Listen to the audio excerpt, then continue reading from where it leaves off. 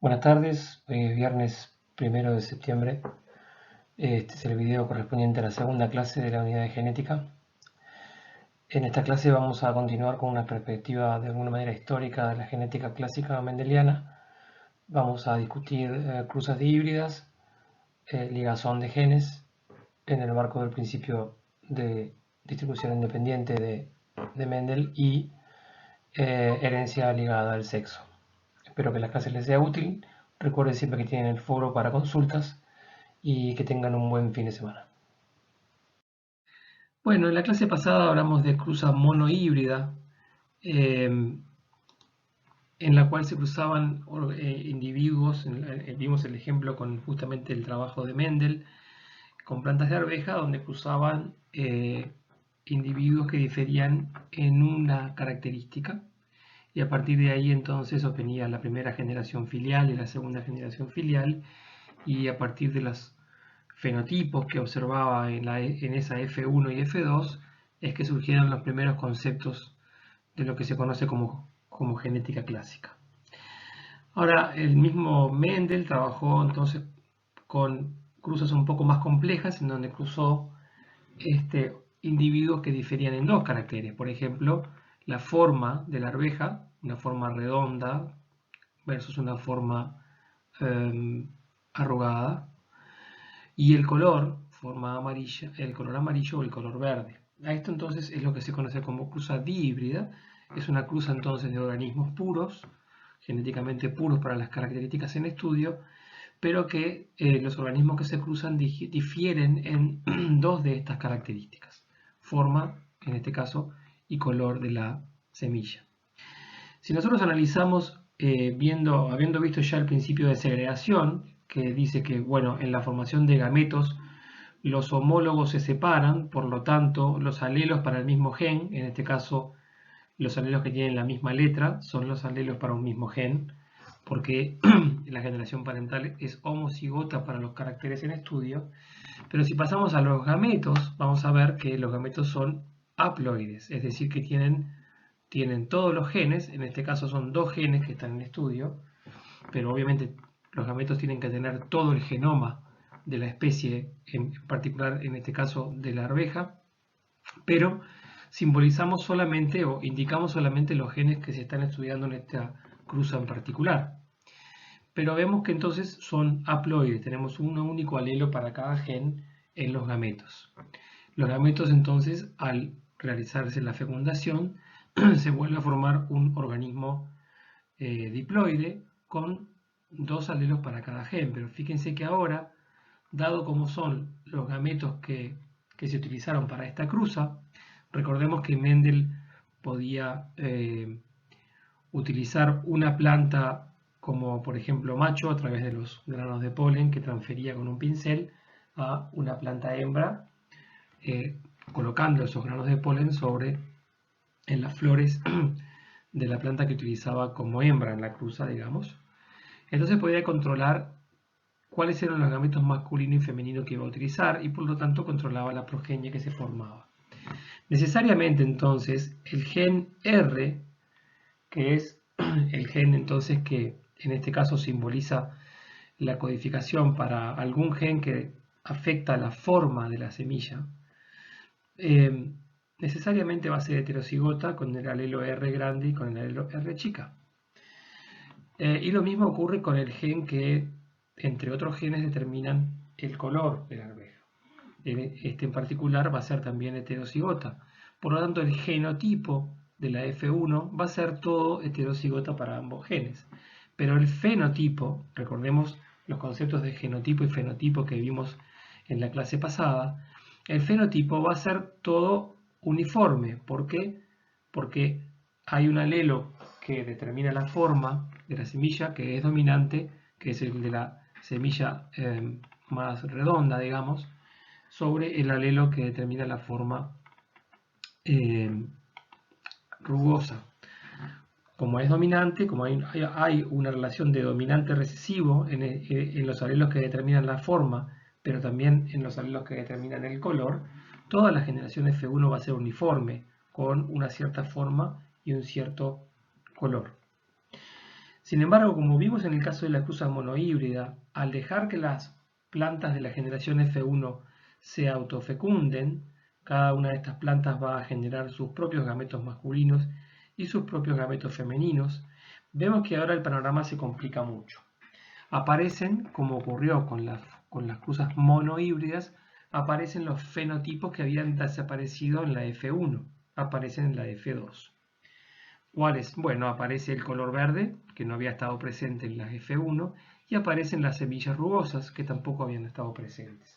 O sea que como ocurrió en la cruza monohíbrida, los caracteres, los fenotipos asociados a alelos recesivos reaparecen en la generación F2.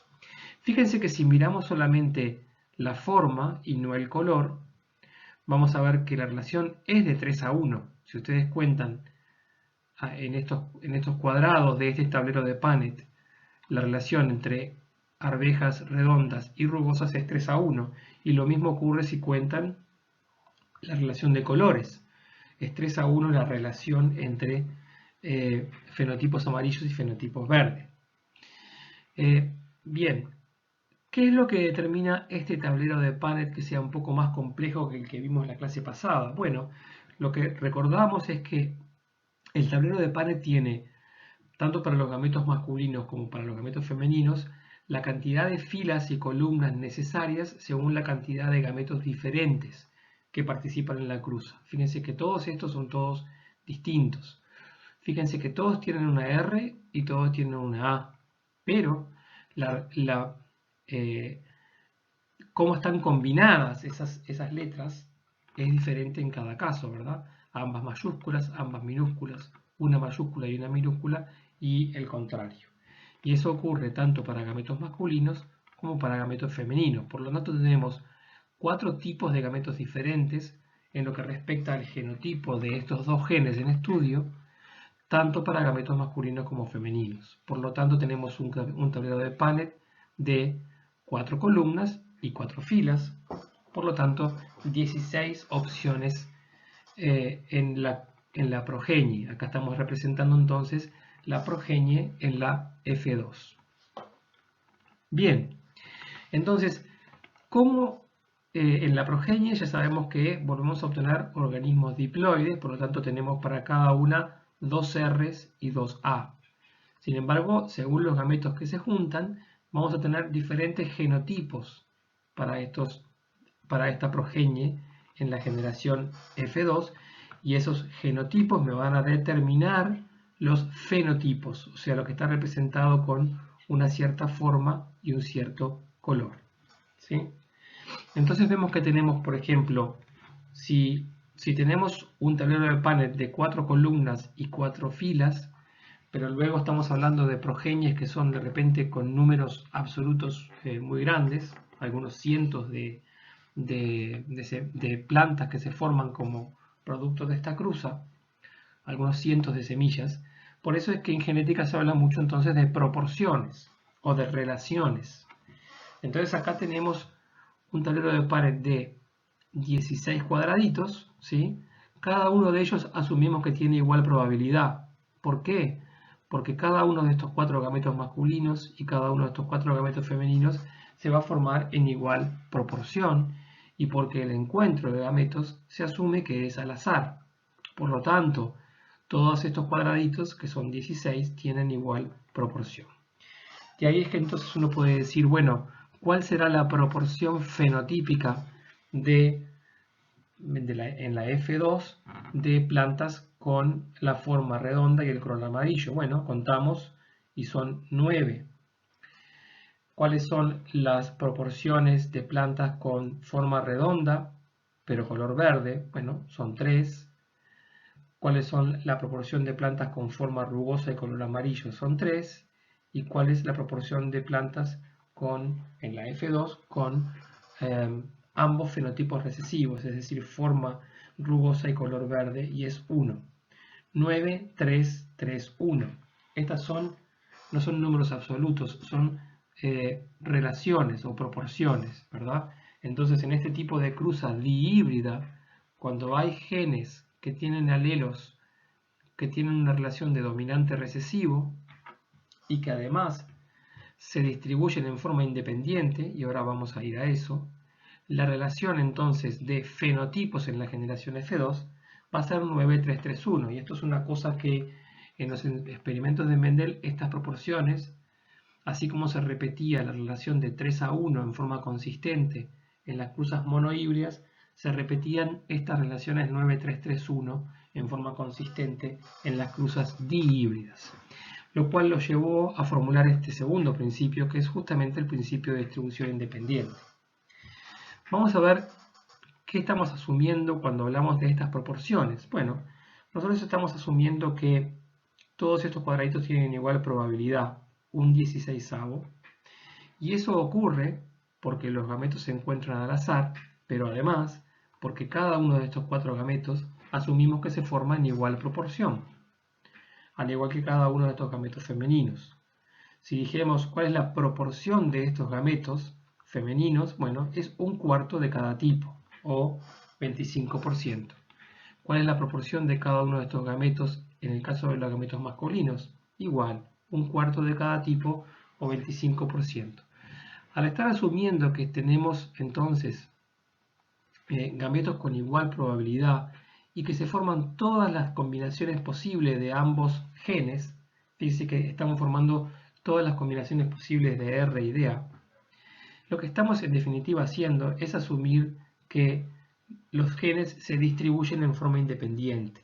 Es decir que para un, por ejemplo, organismo heterocigota para un gen y heterocigota para el otro, todas las combinaciones son posibles y ninguna va a estar favorecida. Eso es lo que quiere decir el principio de distribución independiente.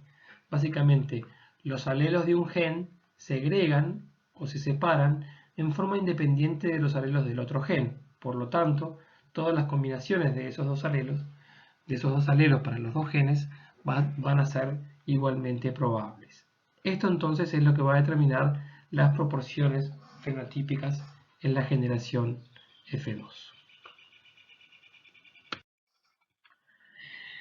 En realidad lo que fue ocurriendo a medida que Mendel propuso estos principios, tanto el de segregación como el de distribución independiente, y cuando a través de la microscopía se empezó a tener claro cómo ocurría el proceso de meiosis para formar gametos, en realidad había una coincidencia bastante obvia, porque Mendel hablaba en forma abstracta, digamos, sin conocer cómo ocurría la meiosis, de que había factores de herencia y que estos venían de a pares, ¿sí?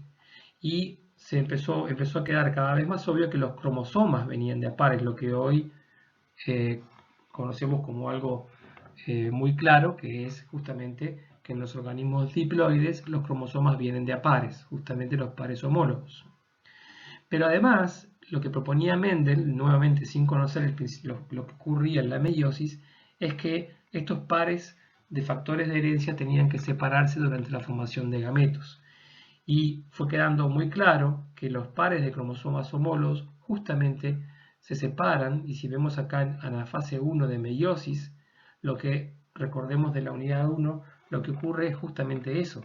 Los pares homólogos están asociados, ¿verdad?, hasta metafase 1 de meiosis, se alinean en el ecuador celular y se separan, entonces, segregan, digamos, se separan entonces en anafase 1 para estar en células diferentes ya después de la primera meiosis. Esto es justamente lo que hace que una célula diploide termine en células haploides, ¿sí? Que es la separación de los homólogos, y esto ocurre en anafase 1. Entonces, la coincidencia fue bastante clara, y con el tiempo, bueno, quedó muy claro que justamente estos factores de herencia estaban presentes justamente en los cromosomas. Los cromosomas, por su característica de teñirse muy fácilmente cuando se usan tinciones en microscopía, y de ahí el nombre, cromo es color, cuerpos coloreados, digamos, y justamente por ser tan distinguibles durante la división celular, tanto durante la mitosis como durante la meiosis, eran componentes de la célula que se conocían muy bien, pero no se conocían qué era lo que tenían, hasta que entonces este tipo de razonamiento llevó a proponer y más tarde comprobar que los cromosomas justamente lo que tenían eran estos factores de herencia que pasaron a llamarse genes.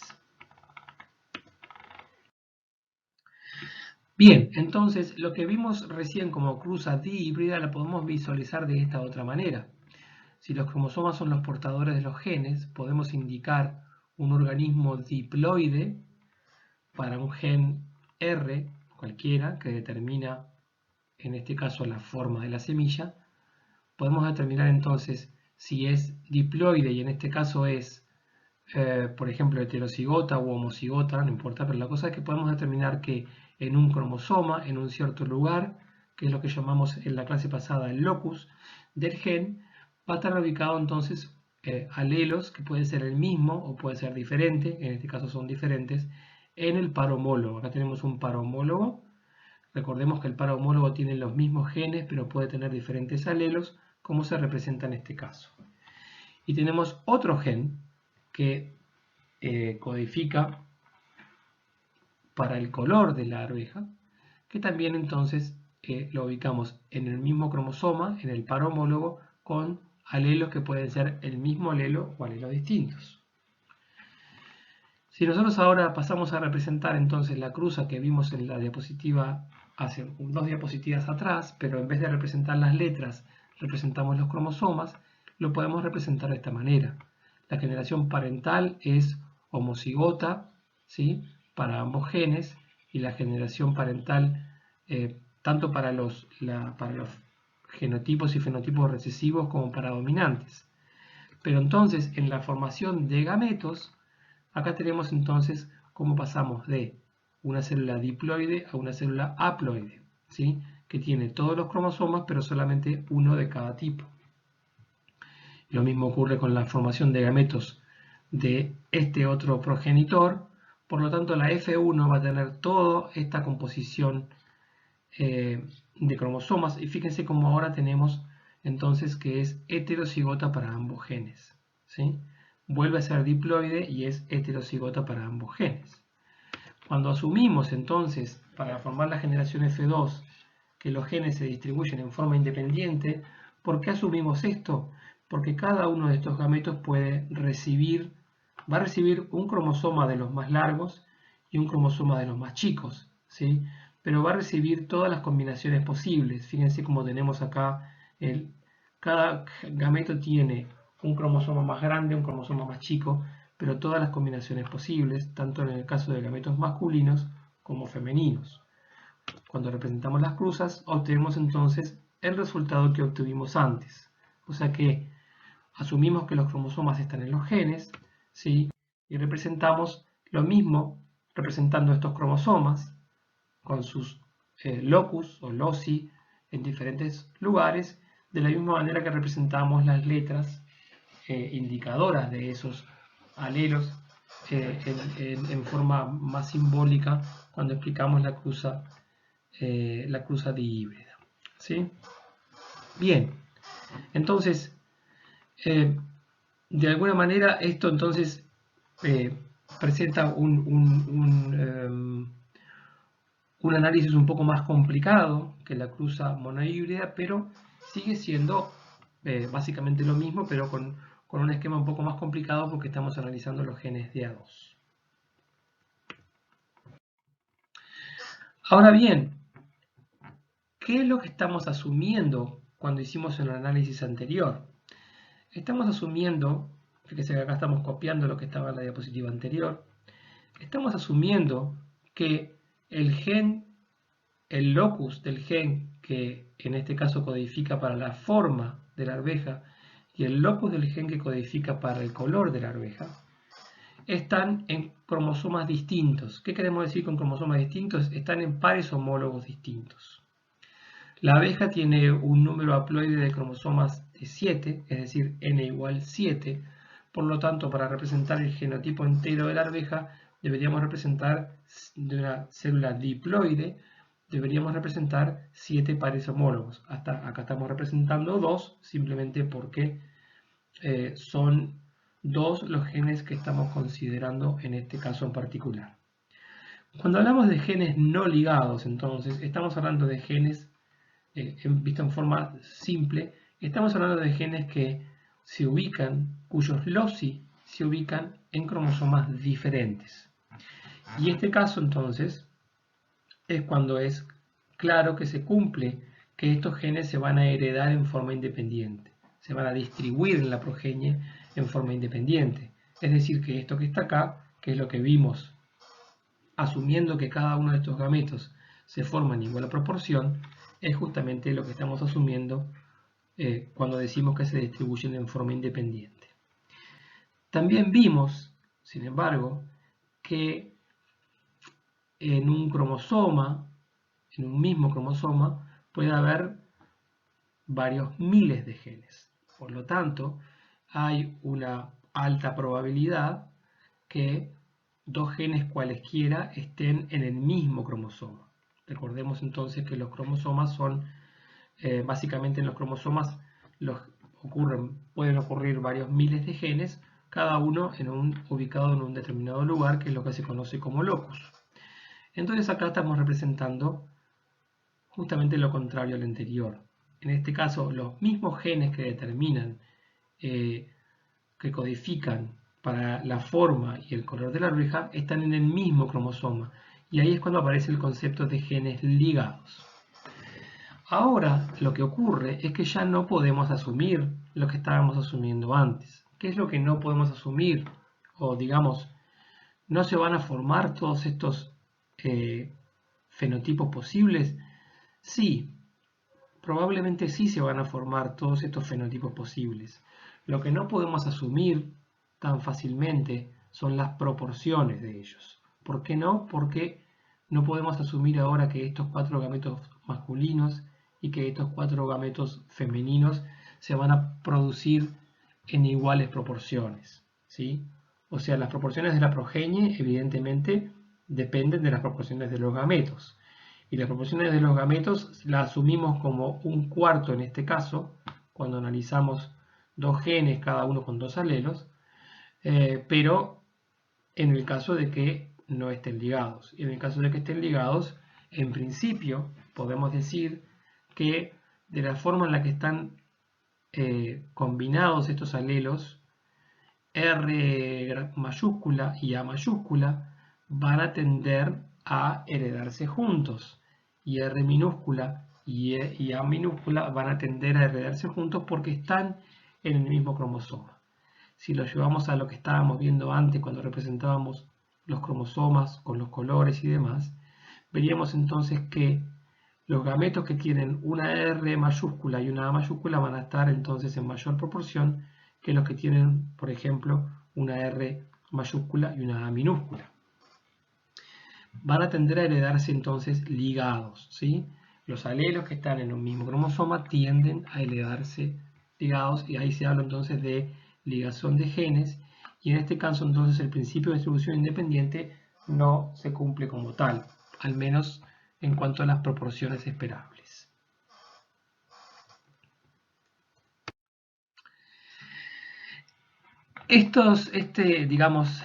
Reconocer que el principio de distribución independiente en realidad no era universal, como sí era el principio de segregación, sino que había muchos casos en los cuales las proporciones en la progenie no se podían explicar según el principio de distribución independiente. Esto llevó a todo un estudio, a una enorme cantidad de estudios, que en realidad fue el avance, digamos, de lo que se pudo conocer como la era de oro de la genética, en el cual en realidad los avances más importantes se lograron no trabajando con plantas, como había trabajado Mendel, sino trabajando con un modelo animal que pasó a ser, por allá por la primera mitad del siglo XX, pero hasta hoy por hoy sigue siéndolo y probablemente va a seguir siéndolo por mucho tiempo, el modelo más importante de genética, que es Drosophila melanogaster, o la mosca de la fruta. ¿Cuál es la idea de los modelos en biología? Bueno, evidentemente la biología implica una enorme diversidad, ¿verdad? La diversidad es un concepto, la biodiversidad es un concepto muy asociado con la biología, es decir, que los organismos vivos presentan una enorme diversidad. Pero a su vez, y aunque parezca un poco contradictorio, la diversidad funciona en forma extremadamente homogénea o unificada.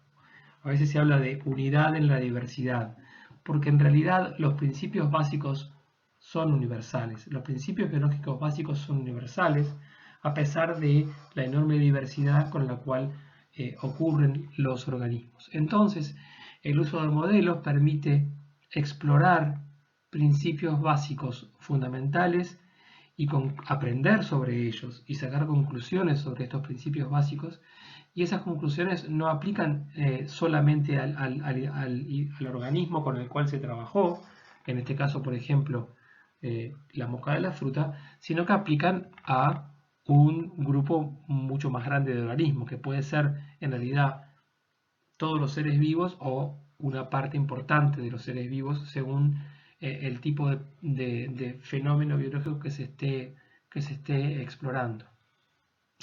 Eso entonces como una explicación de por qué el uso de modelos en realidad permite aprender sobre la biología en forma mucho más amplia que específicamente sobre ese organismo en estudio. Esto entonces ocurrió en el caso de la genética con la mosca de la fruta. Hubo un geneticista muy reconocido en la primera mitad del siglo XX llamado Thomas Morgan. Vamos a ver que uno de los conceptos que vamos a ver enseguida, que es la distancia de genes en un cromosoma, que se mide en unidades conocidas como centimorgans, justamente viene en honor a este señor. Entonces, Drosophila, por ejemplo, permite tiene algunas características que son ideales para ser usado como un modelo de genética. Hoy por hoy no solamente es un modelo de genética, sino que también es un modelo muy importante de desarrollo embrionario, que es esa especie como de caja negra, de cómo las células en el desarrollo de un embrión se van diferenciando y que se puede estudiar a todo nivel.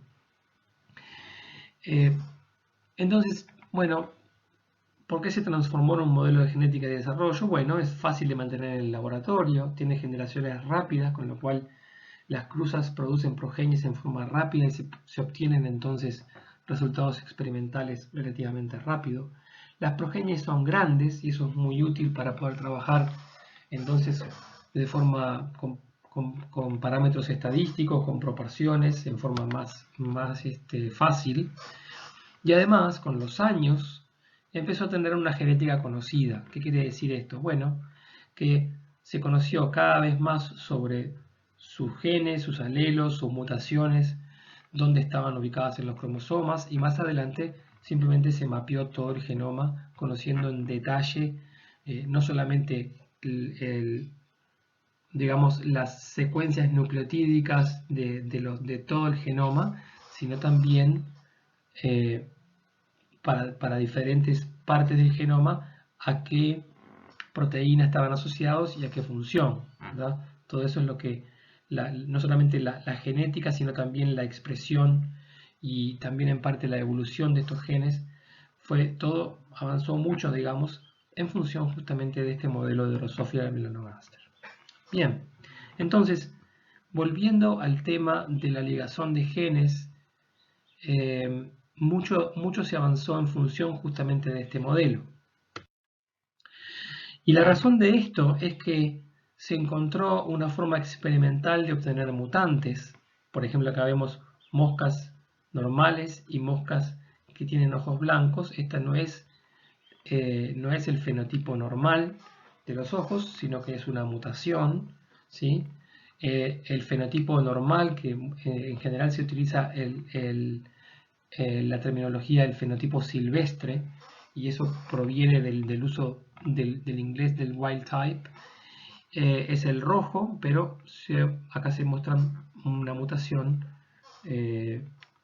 con ojos de otro color. Pero así como se obtuvo esta mutación, se obtuvieron una enorme cantidad de mutaciones aplicándole un agente mutágeno a poblaciones de laboratorio de estas moscas y de alguna manera se construyó una especie de biblioteca, no biblioteca, pero una colección, digamos, de mutantes que se utilizaron para hacer experimentos, o sea, experimentos en genética, con lo cual se hicieron cruzas. Estas cruzas entonces empezaron a indicar que muchas de estas cruzas, por ejemplo, una serie de cruzas dihíbridas, como vimos en el ejemplo de la arveja, con la forma y el color, se empezaron a hacer cruzas entonces dihíbridas y se empezó a ver que este principio de distribución independiente sí se cumplía como era previsible, según lo que vimos hace unos minutos atrás, para muchos de estos caracteres, pero no para otros. Había caracteres que tenían de alguna manera, tendían a heredarse juntos. Esos caracteres entonces es como que se ubicaron dentro de lo que se llamó grupos de ligamiento, ¿sí? Grupos de caracteres que mostraban cierta tendencia a heredarse juntos. Y estos grupos de ligamento, la cantidad de grupos de ligamento que se encontraron justamente tenía que ver con la cantidad de cromosomas homólogos que presentaba Drosophila melanogaster, que es cuatro pares de cromosomas homólogos. Entonces, básicamente, ¿qué es lo que se puede concluir? Bueno, que las características, los genes que muestran tendencia a heredarse juntos, son los que están en el mismo cromosoma, pero que esta ligazón o esta ligadura se puede romper, y se puede romper por un proceso que se conoce como entrecruzamiento o recombinación homóloga. Si nosotros miramos, aquí tenemos un cromosoma con su homólogo. Sabemos que es su homólogo porque los genes que tiene son los mismos, A, B, C, D, aunque vemos que en todos estos casos es heterocigota, o sea, A minúscula, A mayúscula, B minúscula, B mayúscula. Los alelos son diferentes, pero acá tenemos un par homólogo. Vemos que es un par homólogo replicado, o sea, cada cromosoma es de doble cromátide, por lo tanto ya pasó por la fase S de replicación del ADN y se está dividiendo. Y se está dividiendo por meiosis para formar gametos. Una de las cosas que vimos cuando vimos el proceso de meiosis que ocurría en la profase 1 de meiosis es que los cromosomas homólogos se alinean entre sí, ¿verdad? Y que ahí entonces ocurre el entrecruzamiento o el intercambio de materiales genéticos entre cromátides de cromosomas homólogos. No solamente en un lugar, sino que puede ocurrir en diferentes lugares a lo largo del cromosoma. Esos lugares son los que se conocen como quiasmas. Vimos algunos ejemplos de fotografías reales, digamos, de cromosomas homólogos en el momento de justamente de la recombinación homóloga. ¿Por qué se utiliza este término de recombinación homóloga? Bueno, es homóloga porque básicamente la cantidad de material genético que va para un lado es la misma cantidad que viene del otro. Eso lo podemos ver en el resultado, ¿verdad? Esto es antes de esto es durante profase 1, esto ya es en metafase 1, cuando ya ocurrió el entrecruzamiento. Y acá lo que vemos es que no hay pérdida o ganancia en realidad de cantidad de genes, porque la recombinación es homóloga, ¿sí? Lo que va para un lado va para el otro. Pero ahora tenemos una recombinación diferente de alelos en un mismo cromosoma. Tenemos ahora que la B chica, por ejemplo, está en el mismo cromosoma que la C grande, mientras eso antes no ocurría, ¿no? Por eso se habla de recombinación. Una vez que termina la meiosis, cada uno de estos cromosomas de A1, ¿sí?, va a estar en un gameto distinto. Entonces tenemos algunos gametos que para este cromosoma y para esta colección de genes A, B, C, D, tienen la misma combinación de alelos que tenía antes, ¿verdad? Todas las minúsculas juntas. Lo mismo hay algunos que tienen toda la misma combinación de alelos que tenía antes, todas las mayúsculas juntas, pero algunos gametos es lo que podemos llamar gametos recombinantes. O sea, podemos hablar aquí de gametos parentales en cuanto a la combinación de A, B, C y D, y gametos recombinantes en cuanto a la combinación de A, B, C y D. En particular tenemos 2 mayúsculas y 2 minúsculas, por lo tanto, desde el punto de vista de los alelos, tenemos una combinación diferente. Esto entonces es lo que ocurre en esos grupos de ligamiento que hablábamos en la diapositiva anterior. Y este fenómeno implicó que, si bien las proporciones fenotípicas en la progenie no eran las que se podían predecir del principio de distribución independiente, de todas maneras, por justamente la ruptura de la ligazón o por la recombinación homóloga, sí se obtienen distintas combinaciones fenotípicas en la progenie. Podemos verlo en forma de vuelta un poco más esquemática, hablando nuevamente de una cruza dihíbrida como vimos antes, ¿verdad? Tenemos la generación parental, que es homocigota para ambos genes en estudio. Tenemos la F1, que es heterocigota para ambos genes en estudio. Si asumimos que hay una relación de dominante recesivo entre los alelos A mayúscula y A minúscula, y que hay una relación de dominante recesivo entre los alelos B mayúscula y B minúscula, la F1 va a ser fenotípicamente toda homogénea. Lo que se representa a continuación, disculpen que está en inglés, es qué es lo que ocurre cuando los organismos, los individuos de la F1 van a producir sus propios gametos por meiosis para dar lugar a la F2.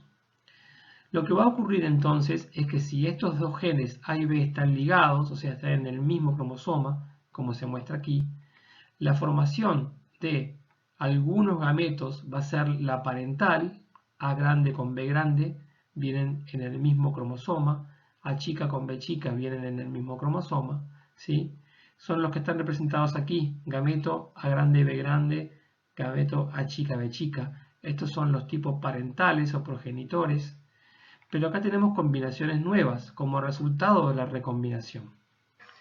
Si nosotros queremos conocer la proporción de estos gametos, que ahora no va a ser de 1/4 de cada tipo, porque no estamos en una situación en la cual se cumple el principio de distribución independiente, porque justamente los genes están ligados en el mismo cromosoma, esta proporción asumimos que va a ser más pequeña que esta otra. La proporción de gametos recombinantes va a ser más pequeña que la proporción de gametos tipo parentales o progenitor. Para poder ver estas proporciones tenemos que hacer una cruza, y esa cruza nuevamente aparece la idea de la cruza de prueba. Si se cruza entonces con un individuo que para estas características tiene fenotipos y genotipos recesivos en forma homocigota, como está representado acá, todos sus gametos van a ser entonces de un solo tipo. Por lo tanto, las proporciones en la progenie que se representan en esta tabla que está aquí, me van a reflejar exactamente las proporciones de los gametos que se obtuvo de este individuo heterocigota, ¿sí? Y esas proporciones, lo que en definitiva me va a estar indicando, primero lo que vemos acá es que claramente no son de 1/4 de cada una. Tenemos mucho más de 2 tipos que de otros 2. Por lo tanto, no estamos en una situación de distribución independiente de A y B, como sí estaríamos si A y B estuvieran en cromosomas distintos. Tenemos mucho más de un tipo que de 2 tipos en realidad que de otros 2. Por lo tanto, estamos ante una situación de genes ligados. Muy bien.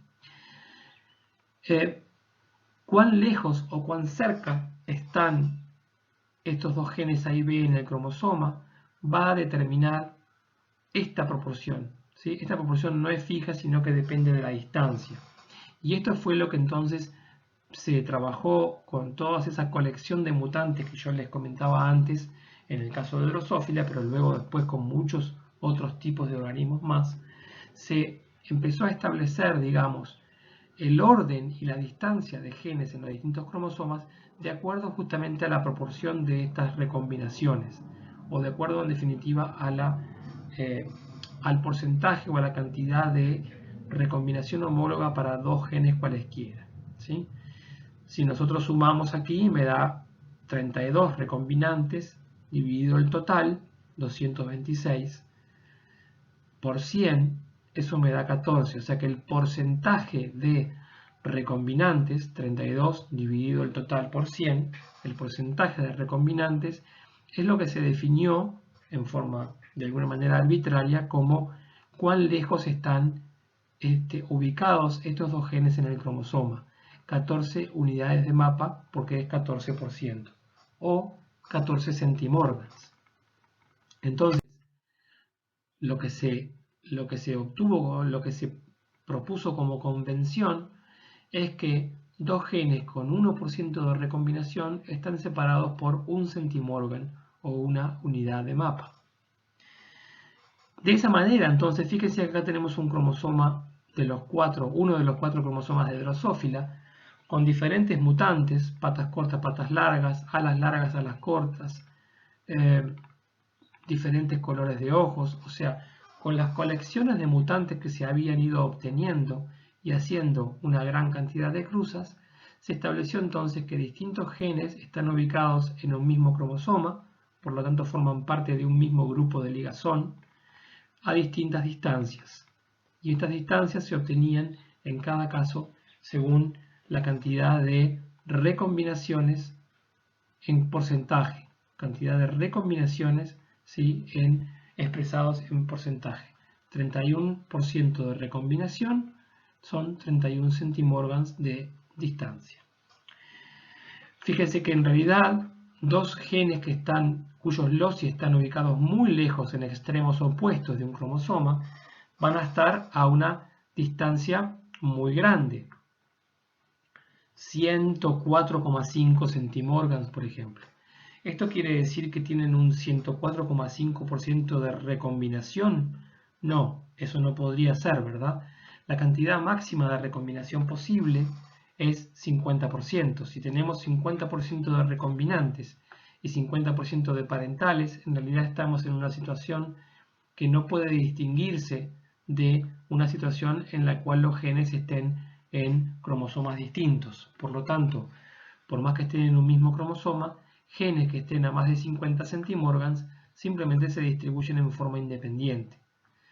Ahora, estos porcentajes, o por qué la distancia entre los loci de genes en un cromosoma, por qué eso determina la cantidad de recombinantes o en definitiva la probabilidad de recombinación.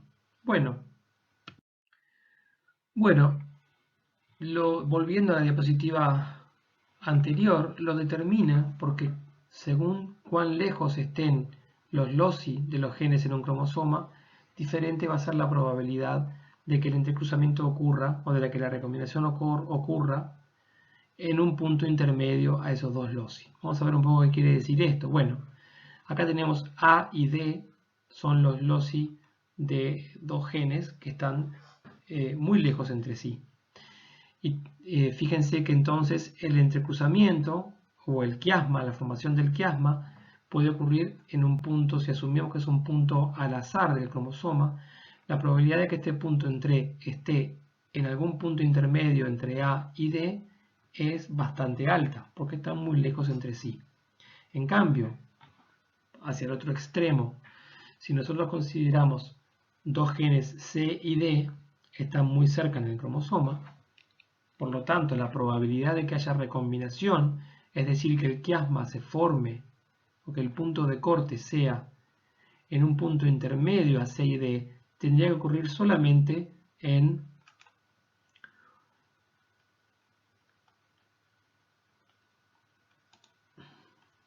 un punto intermedio de estos dos loci, ¿verdad? En cualquier lugar aquí, no aquí donde está ocurriendo en esta figura. Por lo tanto, la probabilidad de recombinación va a ser inversamente proporcional a la distancia de los loci en un cierto cromosoma, ¿sí?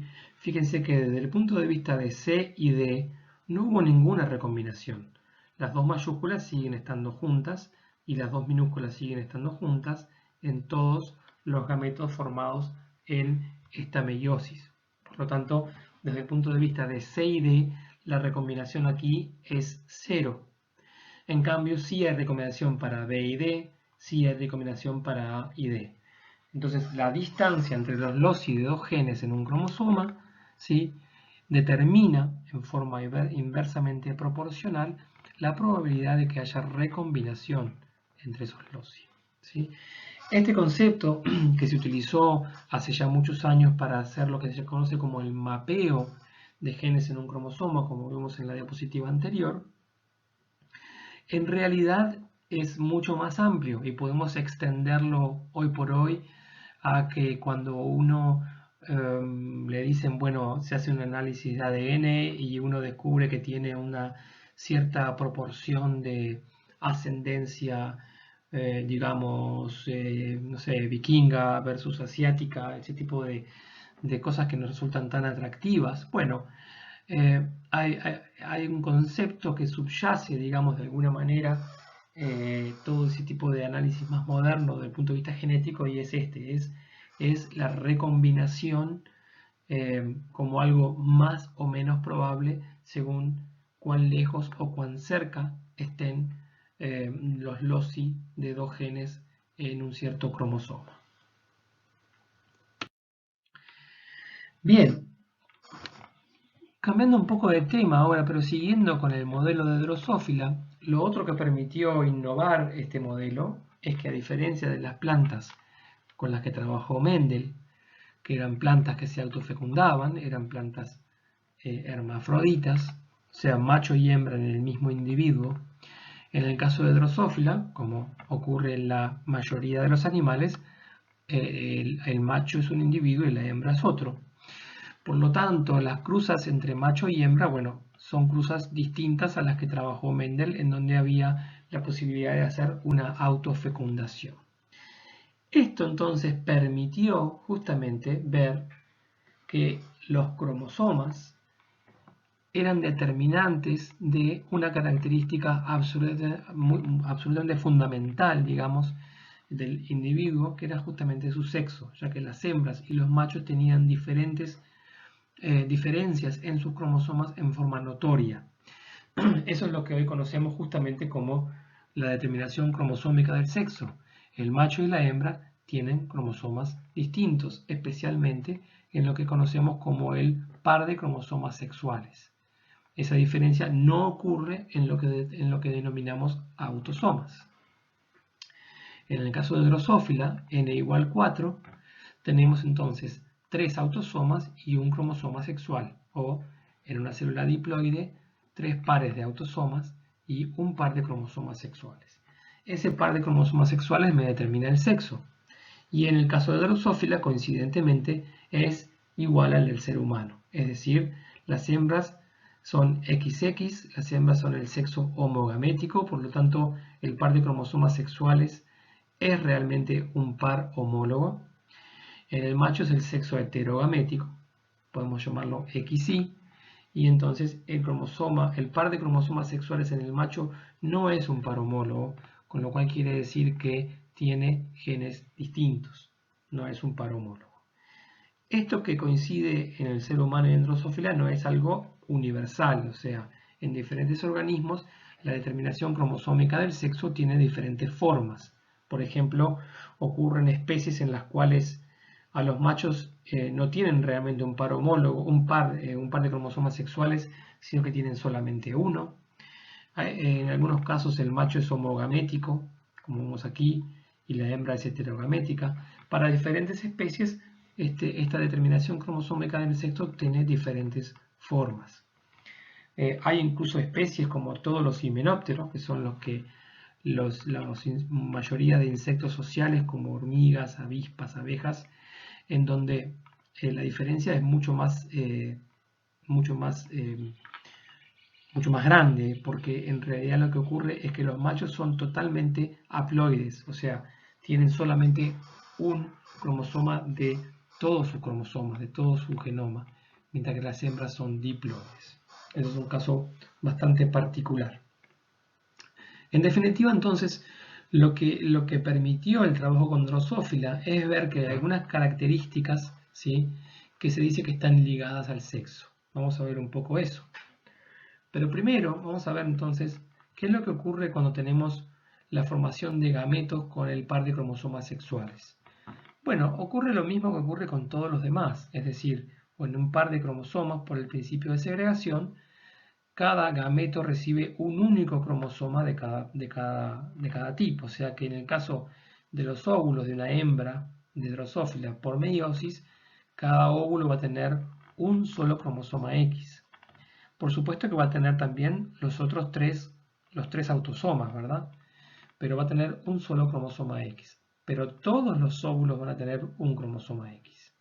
Todos los óvulos van a tener un cromosoma X porque en el caso de la hembra, que es el sexo homogamético, XX es realmente un par homólogo.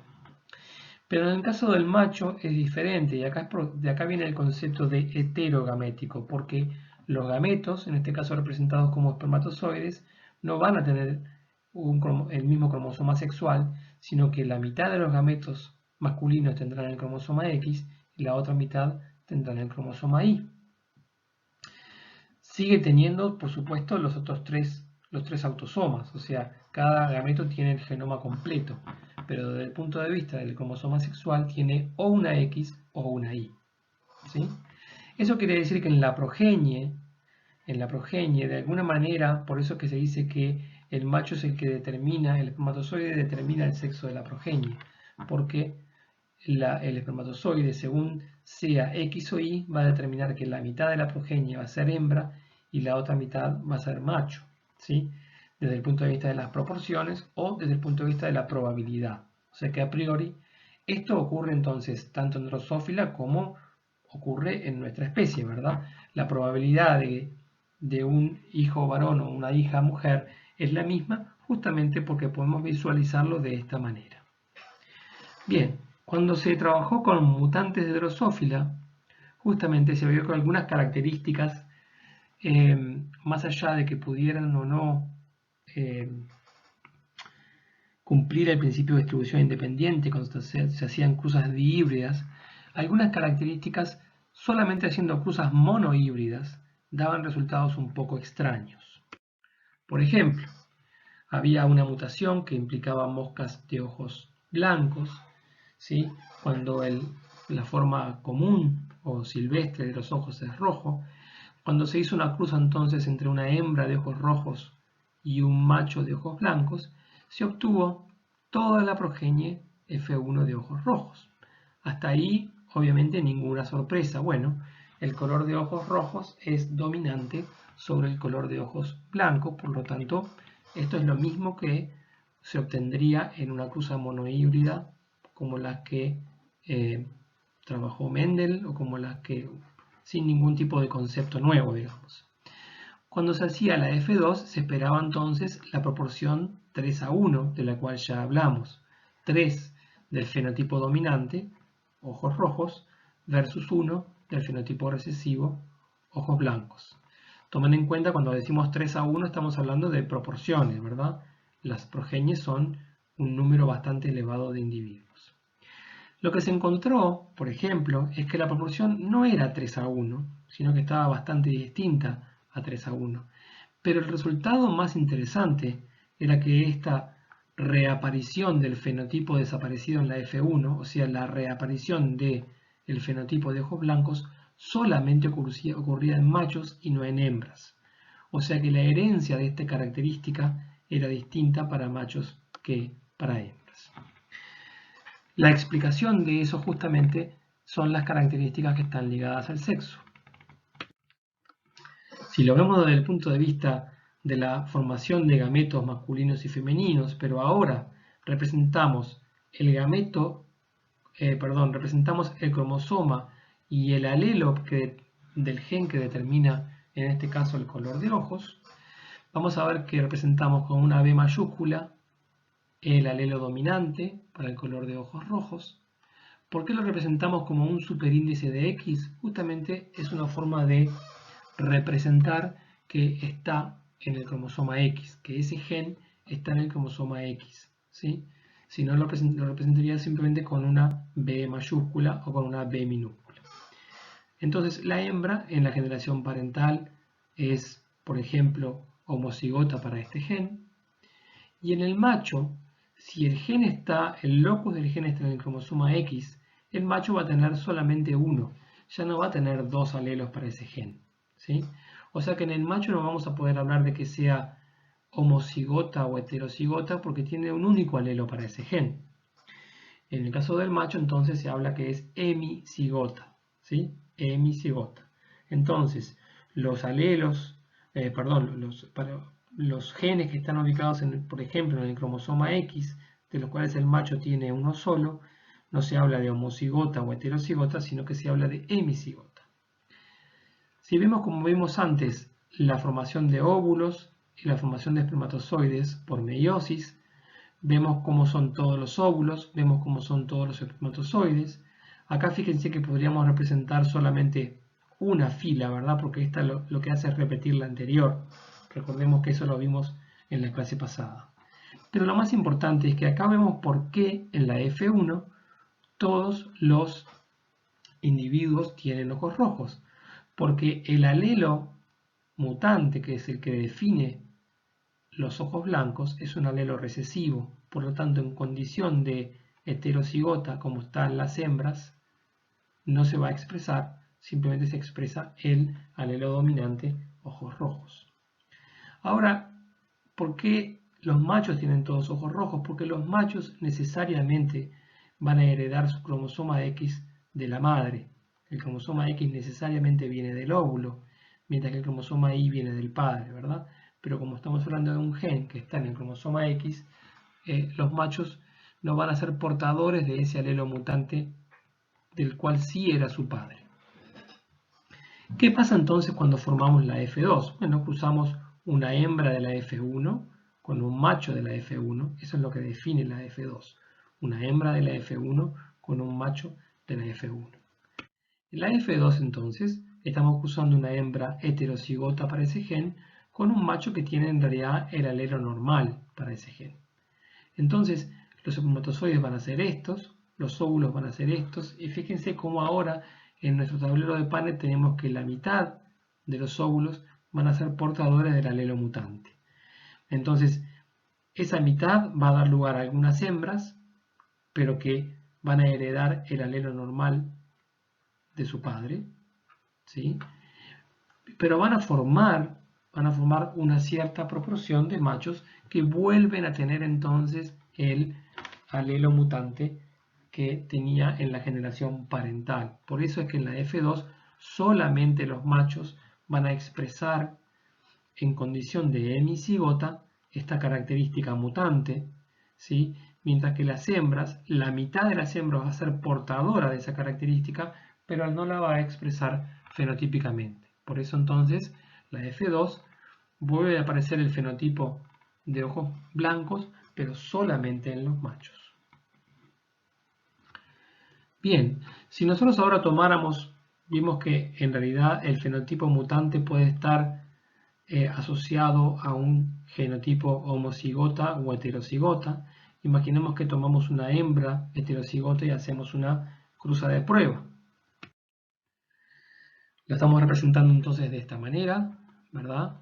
En una cruza de prueba es cuando vamos a obtener, fíjense que aplicamos los mismos criterios que hicimos antes, ahora la mitad de los espermatozoides van a tener el cromosoma X con el alelo mutante, la mitad de los óvulos va a tener el cromosoma X con el alelo mutante, por lo tanto, una cierta proporción de las hembras va a ser homocigota para ese alelo y recién ahí es que, a partir de esta cruza de prueba, recién ahí es que aparece una cierta cantidad de hembras de ojos blancos. Porque recién a partir de esta cruza de prueba es que ambos cromosomas X que heredan estos individuos entonces van a estar en condición de homocigota y van a expresar entonces el fenotipo recesivo. Acá simplemente a modo de otro ejemplo adicional, tenemos una cruza, imaginen ustedes se enfrentan a un problema de genética en donde les piden que, bueno, les explican el sistema,